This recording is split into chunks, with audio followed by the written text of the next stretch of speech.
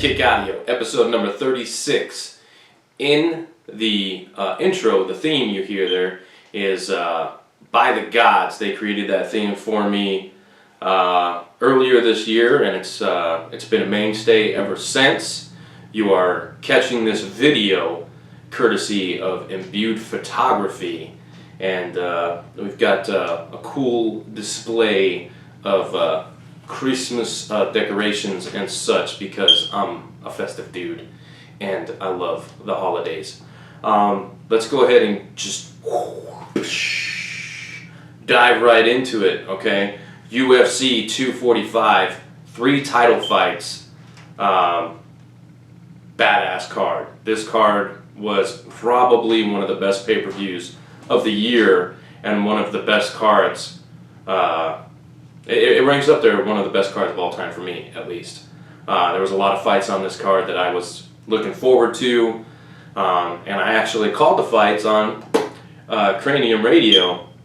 So that's something that I'm going to be doing every Saturday night, craniumradio.com, or on the TuneIn app. You can catch them there too, so I'll have all that information right here. So, yeah, UFC 245, let's go ahead and start from the bottom to the top. Okay, Punahele Soriano. This guy came into the UFC undefeated, spent some time on Dana White's Contender Series, got a win over there, and makes his UFC debut on the same card as Max Holloway, Hawaiians. So that was pretty cool. But Soriano, I don't know anybody going for Oscar Piota, but there's probably a reason why. Punahele has got sick power in his left hand and had plenty of opportunities to finish the fight very early on. And then finally at 3:17 of round number 1, he fucking just landed that left, and he just kept throwing the left. Kind of very reminiscent, oh, you can't see to the laptop. Very reminiscent of one Eric Yaboy Anders. You know, the dude's got sick power in his left, so they're kind of in the same weight class. Anyways, let's just move on here. Jessica I getting it done over Viviane Araujo.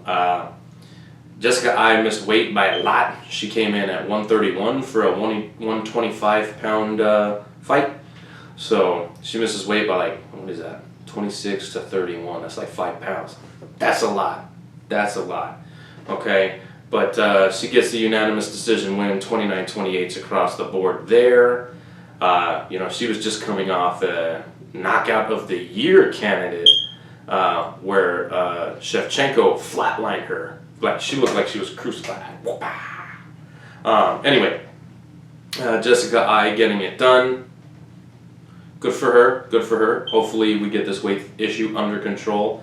One of the fights that I was looking forward to, like, a lot, okay, was this flyweight fight in the men's division. Okay, Brandon Moreno, former LFA flyweight champ. He got bounced out of the UFC, picked up a title over at LFA, and then jumped right back into the UFC, takes on Kai France, and like I said, I was really looking forward to this fight. I thought the kickboxing of Kai France would be just a little bit better than Brandon Moreno's, and although he was more technical, Moreno just threw more often. He was throwing he was throwing a lot more power, and boy, does that guy! These guys got chins, man. These guys got chins. So this was back and forth. I honestly thought, because this fight was so good, that it was going to get fight of the night. Because, man, it was a great fight. This was a perfect fight for the flyweight division. Okay? Because it had the speed, it had the technicality, it had the accuracy, it had everything you want out of a fight, except for a finish. But sometimes when these fights go the distance, it just makes you appreciate these this weight class even more. Because you get to see that these guys, and they may be small, but they're still world-class fighters. And these guys were trying to finish each other. So props to Brandon Moreno and Kai France. Hopefully they got some backdoor money. That just sounds bad. Some locker room bonuses. How about that? Let's just call it that. Okay? Yeah, that's what we're going to do. Chase Hooper, the 20-year-old, who was also Dana White's contender guy, or boy, I should say, because this guy looks like I could be his dad, and I'm not even that old.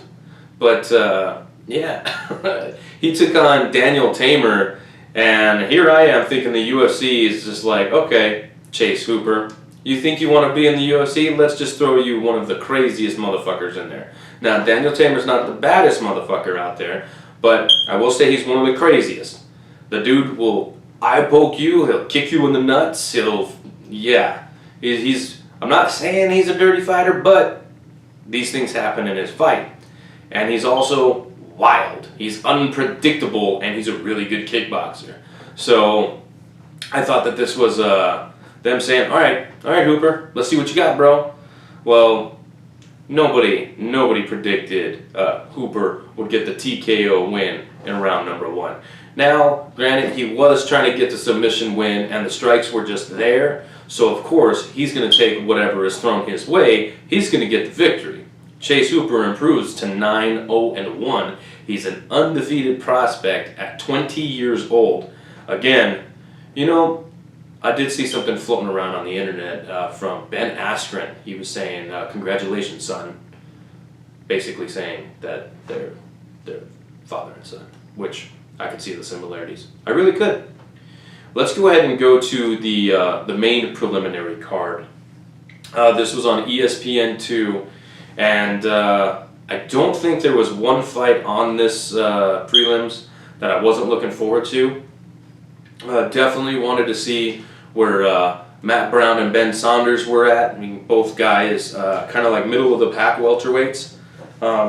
Saunders having some really good knees, and like his jiu-jitsu, his rubber guard on full display, mind you. And then Matt Brown with his elbows, as they call them now. I was very interested to see how this fight would play out. And then Omari Akhmedov, him being just a tough, thick, just meaty son of a bitch, taking on Ian Heinisch, who I thought in his last fight probably learned a lot and was going to fix some of the mistakes that he made. And this was kind of just a repeat of his last fight. Irene Aldana taking on Caitlin Vieira, number 2 versus number 10 in the women's bantamweight division. I was keeping a close eye on this fight, you know what I'm saying? Just for rankings purposes, and because I think Aldana's probably, I like her, okay? And then Jeff Neal versus Mike Perry. Who the fuck wasn't looking forward to that fight? Get out of here if you say you weren't, okay? It just sucks it only lasted 90 seconds. So let's go ahead and start with Matt Brown, Ben Saunders. Now, I was scrambling, trying to get my shit together to do the call on Cranium Radio. Check it out. And I was unable to watch a bulk of this fight.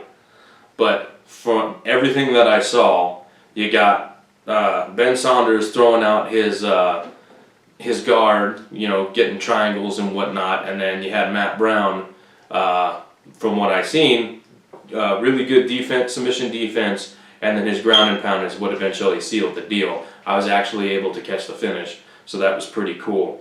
So I'll have to go back and rewatch that one in full because I was only catching bits and pieces. But luckily it doesn't go to decision, and I was able to witness the finish. Heartbroken for Ben Saunders. I really enjoy the guy fighting, but he's been very finishable as of late. So I'm not really sure what the UFC is going to do with him. He's still an exciting fighter, but yeah, I don't know that things are looking too good for him. Matt Brown, on the other hand, showing that he still got it. Now remember, he also retired and then came back, and has just been fucking finishing fools. So Matt Brown, that break did you a lot of good. Omari Akhmedov and Ian Heinisch going back and forth. Neither guy, going above the other as far as strikes or takedowns or what have you. It looked like a pretty even fight. I can't say that it was a thriller because it really wasn't. It was a typical Omari Ian kind of fight. Both guys kind of fight that way. It did go all 3 rounds.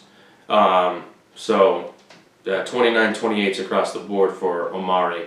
No argument there. And then in a firecracker in your main prelim, or your prelim main event is what we dubbed them. Jeff Neal, undefeated since coming to the UFC. I believe his only loss is to Kevin Holland, taking on Platinum Mike Perry. Hands of Steel versus Platinum. Middle on middle? No? No? Okay. Alright, well, Jeff Neal got it done in 90 seconds. Mike Perry did not look like Mike Perry. Mike Perry was throwing kicks, and a lot of them, when Mike Perry throws hands. So I was very confused as to what the game plan was for Mike Perry. But maybe trying to keep Neal on the outside, because I do believe he's got a better reach. And here I thought it was going to be just the raw power of Mike Perry versus the technical kickboxing from Neal. And really, I didn't get to see any of Perry's power because Neal just didn't give him a chance. So, let's see. Yeah, 90 seconds. 1:30 into round 1 is when he got it done. So, Jeff Neal says he's probably a couple fights away from a title fight. And although I appreciate the honesty, you keep doing this to fools, you're not going to be given a chance. Okay? Now look, Perry's a step up, but not really. You know what I mean? He's been ranked at one point in time, but he's kind of like in that same category as some of his other fights. I'm not saying that any of these fighters suck, but he's not fighting, Leon Edwards or Colby Covington or Kamaru Usman, or Woodley's, I guess. But your top 3 guys in the division, because in my mind there's like a triangle at the top. Okay, I think Kamaru, Covington, and Leon Edwards are the 3 best in the division right now, and only because we haven't seen Neal fight anybody of that caliber yet. So I'd be interested to see what they do with Neal next. I can see them throwing him a veteran, like a Robbie Lawler, a Carlos Condit, or maybe even one of these guys that's coming off of a loss to a top contender, like Damian Maia would be a good test too to see where he's at. I mean, shit. Basically, Jeff Neal versus anybody. I'm watching. Okay, so that was your prelim main event, so let's go ahead and get to the main card here. Now, this is a pretty stacked main card. 3 title fights. At the top of the bill, you had defending welterweight champion Kamaru Usman, the Nigerian Nightmare, taking on Colby Chaos Covington, former interim welterweight champion. In the co-main event, you had defending champion at featherweight Max Holloway, taking on Volkanasty, is what I'm calling him. And I've been hashtagging that shit. I don't give a fuck. I dig it. So Volkanasty versus Max Holloway for the featherweight title. And the women's GOAT, Amanda Nunes, taking on GDR, Jermaine Durandamy, in a rematch from before Amanda lost a fight to Kat Zingano, like way back when. And the fight before that was a TKO victory over GDR. So this is a rematch like years in the making, right? And that was, her last loss. So a pretty cool fight to book there. And especially since Amanda just wants to fight like any girls in the division of significance, right? Like when she fought Holly Holm, she said, Holly Holm's the only champion I haven't fought or beat. So I want her right now. I'm really surprised that the UFC let Kat go, because they could have let Kat get a couple more wins and then bang. That would have been a hell of a fight, man. The last girl to beat the fucking champ, the women's GOAT, Kat Zingano versus Amanda Nunes. I'm not saying I wouldn't watch it. I'm saying, hell fucking yeah, I'd watch it. Get out of here with that shit. To open up your pay-per-view main card, Piotr is what they were calling him on the thing. I thought it was Peter. But Piotr Jan taking on Uriah Faber, the California Kid. Or should I say, the California man. Because the dude is 40. The dude is 40 years old. And he literally just came out of retirement. You can't come out of retirement and still be a kid. Sorry, Uriah Faber. Sorry. And then in probably one of the most intriguing matchups on the card, former WEC featherweight champ, the last one, as a matter of fact, before the UFC merger, and former two-time UFC featherweight champ, Jose Aldo Jr., moving down to 135. A lot of people didn't think he'd make it. He made the weight, 136 pounds on the dot. Okay? Taking on former World Series of Fighting bantamweight champion and former title challenger, Marlon Magic Moraes. Maybe do some like confetti or something. Show it some magical. This was a very, very intriguing matchup because Moraes, he's used to making bantamweight and he's huge at bantamweight. Jose Aldo never fought in this weight class before, so I was very confused to why Jose Aldo was moving down to bantamweight when there was years of him complaining about making 45. So, very interesting. I thought we'd see him at 55 before we saw him at 35. Anyways, the fight goes on nonetheless. So, in your opener, Jan defeated Uriah Faber via HeadKick. And check it out, us at HeadKick Audio, we love that shit. Now, we love the head kicks, but we also love Uriah Faber. I'm sorry, bro. I'm sorry. This young guy's the real deal, though.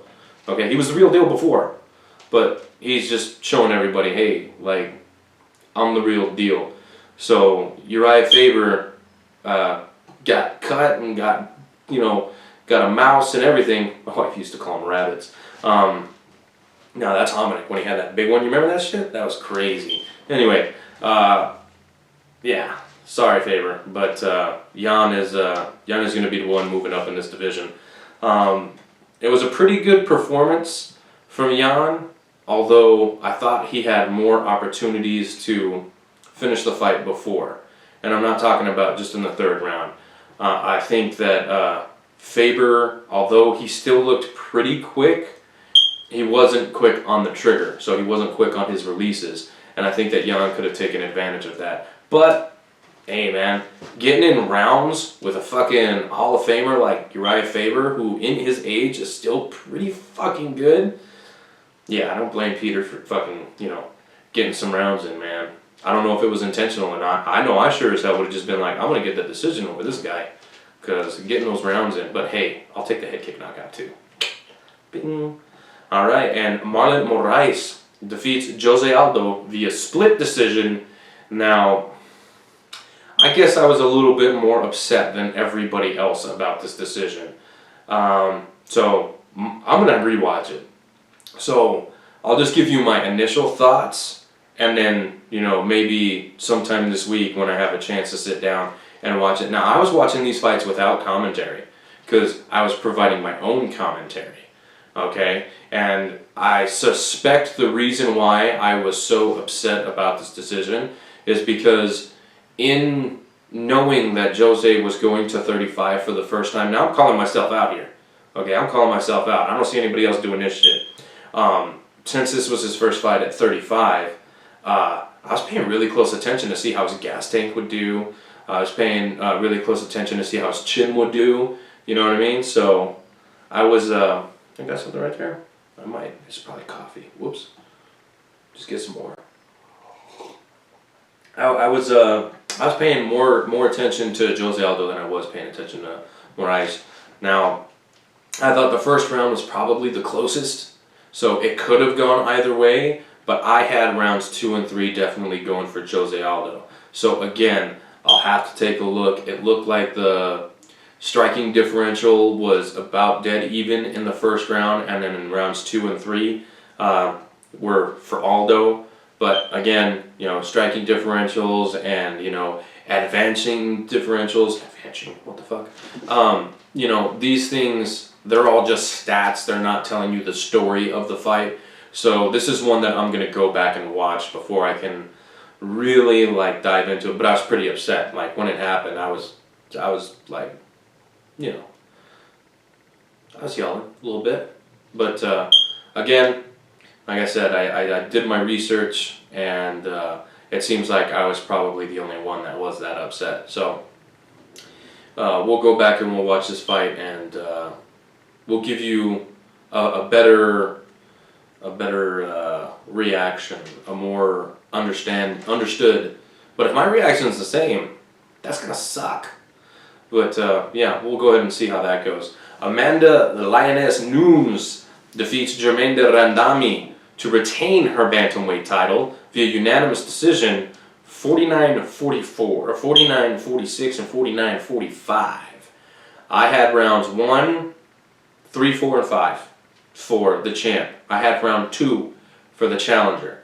Round 2 was scary. GDR was landing some knees, some flying knees. She had a couple spots in the fight where she was threatening with submissions. If this girl was a better grappler, Amanda would have been in a lot of trouble. I was very thrown off by the game plan from Amanda Nunes because I thought it would be take the fight to the ground and just smash and just get out of there.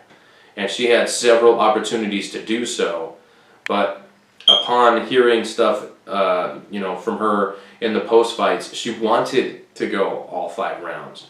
She wanted to prove her cardio. So, I mean, kudos to you, champ, for wanting to prove something to yourself, but you were betting a scary bet in the second round. I'm not even sure if that makes any fucking sense. Sometimes I'm stupid, and that's okay.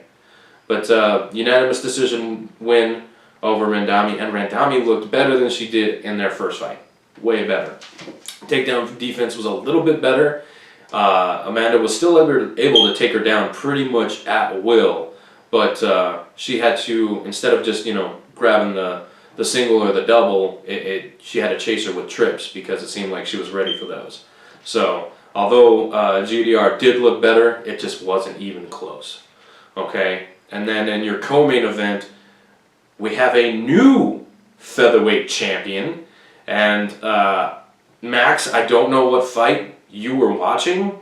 Well, you weren't watching a fight, you were in a fight, but you thought you won that fight, and I'm here to tell you, bro, you didn't win that fight. Now, I'm not trying to talk shit, I'm just telling you, you didn't win it.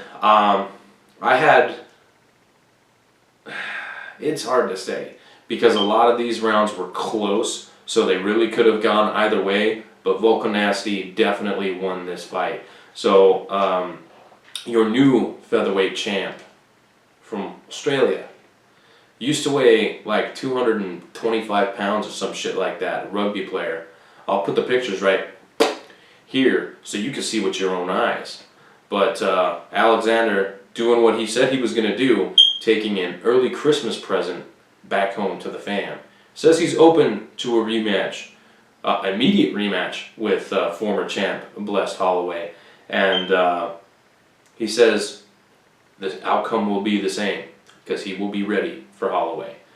I think Volkanovski was chewing up the lead leg of Holloway, ended up making him go from orthodox to southpaw, which Holloway didn't look bad on in the southpaw stance, but Volkanovski just kept up with them leg kicks, and it just wasn't the fight that I thought it was gonna be. I thought if Volkanovski was gonna win, he was gonna have to get on the inside, and he proved that he doesn't have to get on the inside to win. He can fight you at range, even though he is the smaller guy.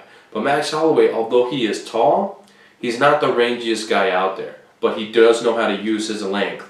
I think the leg kicks were definitely what probably opened up the game plan for Volkanovski and got him the decision win here. Now, I'm not sure about an immediate rematch, but if they booked it, okay, because right now at 45, there's really no clear contenders. So I'd have to look at some records and see some stuff in front of my face. But I think the division probably could. We won't even talk Cejudo. Just get out of here with that shit. You have 2 other fucking belts you need to defend. Really, what they should do is just strip the guy of one of his titles and just make him defend. Because this dude's calling everybody out from Volkanovski to fucking Jose Aldo. Look, I called the fight for Jose Aldo. Marlon Moraes won. I picked Moraes to win, okay? But that doesn't mean that Aldo deserves a title shot. Get out of here with that shit, Cejudo. Get out of here with that shit. I'm not saying I wouldn't watch it. Just get out of here with that shit. And then in your main event, Colby Covington, Chaos, Kamaru Usman, the Nigerian Nightmare, putting on one of the best performances I've ever seen. And that's just regardless of weight class. This fight was badass. Two top-low wrestlers getting it done on the feet, okay? There was no takedown attempts. There was no takedown attempts. His fight was very back and forth. I'll put the scorecards right here so you can see how close it was. You had one judge giving 3 of 4 rounds to Colby Covington, one judge giving 3 of 4 rounds to Kamaru, and one judge having it 2-2 going into the 5th round. Okay, so that's an indication of how close this fight was. It literally was coming down to the 5th round. Okay, there was lots of controversy in this fight. You had a nut shot from Colby on Usman that in the replay you can see it didn't hit his nuts at all. There was some eye pokes on Usman. There was some eye pokes on Covington. And it was very strange. It was very strange. The commentary seemed to be leaning Usman. And then if there was a foul, they really didn't take any time for Colby. They took all the time for Usman. Now, I'm not sure if any of this was intentional, but I don't know. Now look, Colby Covington talked a lot of shit. Okay, he talked a lot of shit in the build-up to this fight and in the build-up to a lot of fights. And there's a lot of people that just don't like Colby. There's a lot of people that were super happy to see this guy lose. Now, I picked Colby to win, and in a fight-ending sequence, I saw some illegal shots to the back of the head, but I saw a fighter who wasn't completely out, and they stopped the fight. Now look, Goddard's going to do the best of his ability to take care of a fighter, to make sure they don't take unnecessary damage. Now, I thought Mark was coming in to say something about the shots to the back of the head. That's what I thought when Mark came in initially, but then he waves out the fight.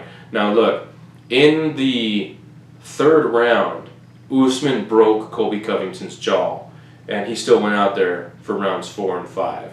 So I don't agree with the antics in the build-up to this fight, but Colby definitely showed that he's a real fighter. He's got fucking balls, because if I were his coach, I'd have been like, nah, your jaw's broken? Nope, that's it. You're not going back out there. And you could tell because he couldn't close his mouth, and he kept getting tagged on it. Now, every time that Colby would land something of significance on Usman, and you would see Usman like kind of, take a step back. I mean, he wasn't on chicken legs, but you could tell he was rocked. The commentary didn't acknowledge it. They didn't acknowledge it at all. So again, it's one of those things that I don't really understand if any of this was intentional, but I can see the bias because of some of the things that Colby said in the build-up to this fight that would kind of make you just not really give a shit about him. So I'm not saying it's right, but I just don't understand it, and I don't know if it was intentional or not. But Kamaru Usman is still your champion, and he was saying some right things in the post-fight presser, saying that, he doesn't wish any ill will, he hopes he has a speedy recovery, yada, yada, yada. He's saying all the right things, but, I just think there was a lot of bad blood in this fight, and I don't think it's over. I think we will see a rematch at some point, and I'd be very interested to see if in the rematch the fight would hit the ground at all. Because on paper, Colby's the better wrestler. I just find it weird that with a broken jaw, you don't take the fight to the ground. Ballsy.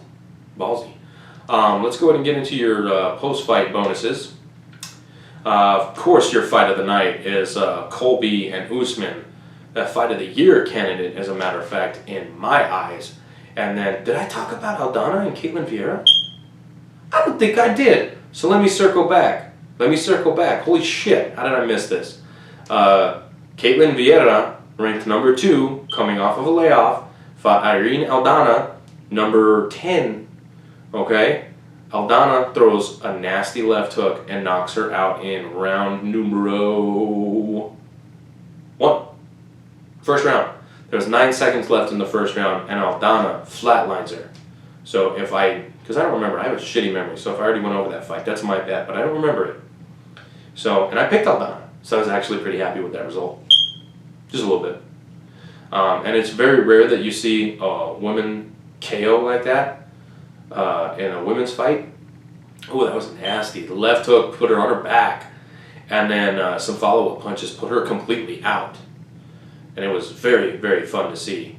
So, Kamaru Colby take home Fight of the Night honors, and then Piotr Jan and Irene Aldana take home $50K each for their knockout finishes. There's still some fights on there that had the potential for bonuses. Punahele, let's see, Matt Brown, even Hooper.